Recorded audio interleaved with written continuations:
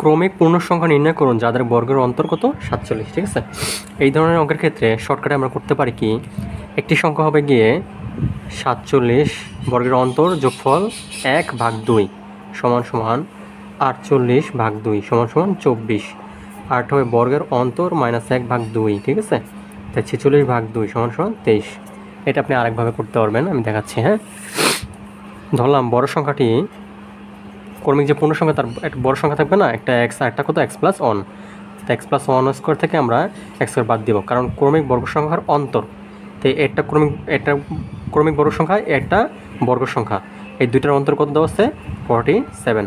আচ্ছা, এটাকে আমরা সূত্রে ভাঙাই, 2x+1 - x² সমান 47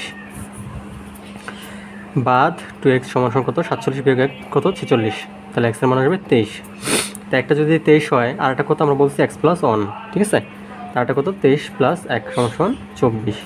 তা এখানেও 23-24 আসে, আর উপরে যে আমরা করলাম নর্মাল নিয়মে সেটাও 23-24 আসে।